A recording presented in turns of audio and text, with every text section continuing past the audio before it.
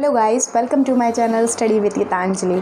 Sorry guys, मैं daily vlog नहीं कर पा रही थी, बट आज से डेली व्लॉग्स आएंगे और सुबह तक आपको आज का व्लॉग मिल जाएगा।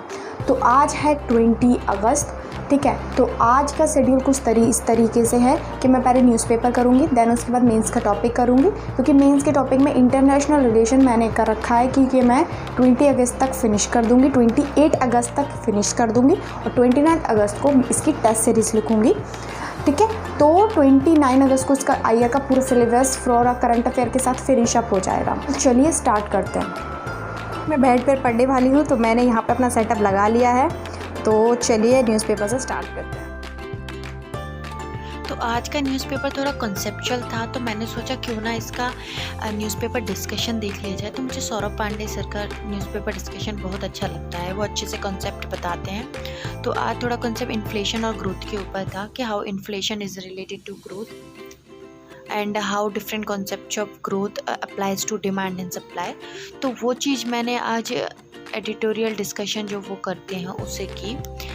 देयर आफ्टर मैंने इसके जो नोट्स हैं वो मैंने फ्रेशन अप होने के बाद मैंने इसके नोट्स बनाना स्टार्ट किए कि न्यूज़पेपर से जो डिफरेंट एडिटोरियल के नोट्स होते हैं, जो न्यूज़पेपर की न्यूज़ होती हैं, जो मेंस के टॉपिक में यूज़ कर सकते हैं, वो मैंने बनाए और साथ ही साथ इनसाइट के भी मैंने नोट्स बनाए प्रीलिम्स रिलेटेड। अपना न्यूज़पेपर फिनिश कर लिया है, इनसाइट के करंट अफेयर्स कर लिए हैं। तो चलिए अब करते हैं मेंस का topic, that is India and Bhutan relations. फिर उसके बाद अपना ऑप्शन करेंगे।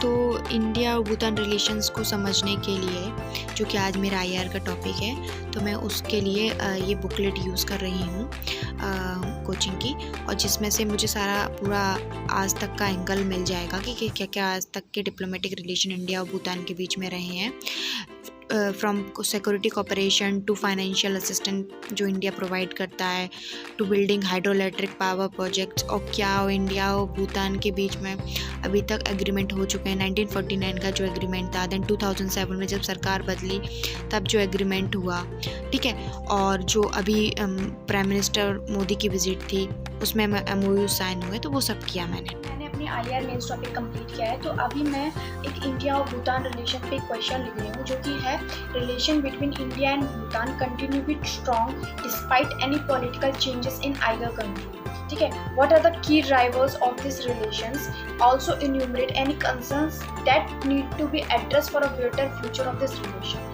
तो ये 200 वर्ड्स में मुझे लिखना है। ये एक्स्ट्रा में क्वेश्चन मेरे को दिया रखा है मेरे जो पोर्टल है उस पर, तो ये चेक होके नहीं आएगा, बट जस्ट हम अपनी अंडरस्टैंडिंग के लिए कि हम अच्छे से टॉपिक को हम समझ चुके हैं, तो उसके लिए मैं ये क्वेश्चन लिख रही हूँ। तो ये लिखते हैं। तो ये क्वेश्चन है, आप चाहें तो आप भी इसको अटेम्प्ट कर सकते हैं। तो ये मैंने स्टार्ट कर दिया आंसर राइटिंग, डिफरेंट कॉन्सेप्ट्स को साथ में लेकर आना और जितना भी मैंने आज तक पढ़ा है वो अप्लाई करना। Great task. जो ये क्वेश्चन है, तो सबसे पहले हमें इस क्वेश्चन को समझना होगा। तो relation between India and Bhutan continue be strong despite any political changes in their other country. तो इसे हमें हिस्टोरिकल कंटेक्स्ट दे रहा है। What are the key driver of this relation. तो सबसे पहले क्या क्या इंडिया और भूटान के बीच में रिलेशन के बीच में की ड्राइवर्स हैं, मतलब किस तरीके से इंडिया और रिलेशंस के बीच में बिल्डअप हो रहे हैं, उनको हाईलाइट करना है। जैसे कि फर्स्ट ऑफ ऑल जो इंडिया के सबसे पहले 1949 का एग्रीमेंट जो इंडिया और भूटान के बीच में हुआ, जो कि इंडिया जिसका आर्टिकल 2 जिसमें इंडिया और भूटान एक दूसरे को बोल रहे हैं, भूटान बोल रहा है इंडिया को कि India to be guided in their external relations, ठीक है।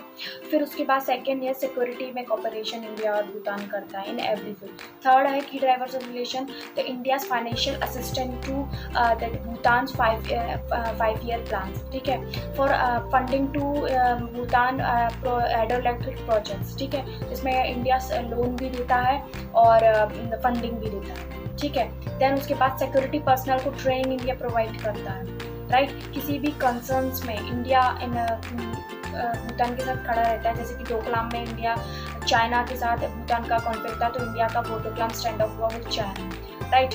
और उसके बाद में भूटान को इंडिया ने जो फ्री ट्रेड एग्रीमेंट दे रखा है, और ना कि भूटान मर्चेंडाइज के लिए, also for the Bhutan transits to other countries also, right. तो ये सारी चीज़ें हमें इसमें लिखनी है। अब इस वाले question, what are the key driver of this relation, उसके बाद enumerate any concern that need to address for better future of this relation.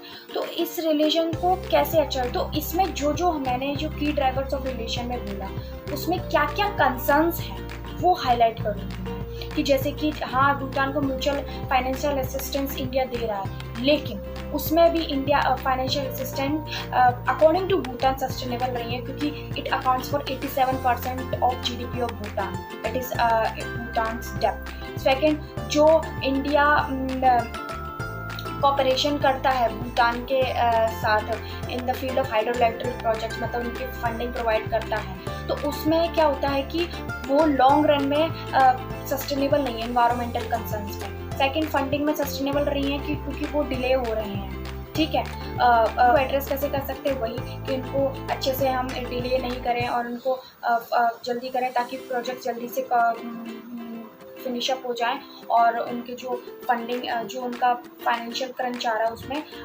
वो लोग को प्रॉब्लमेटिक ना हो, और जो इन्वायरमेंटल कंसर्न्स हैं उनको इंडिया अच्छे से हैंडल करे, ठीक है।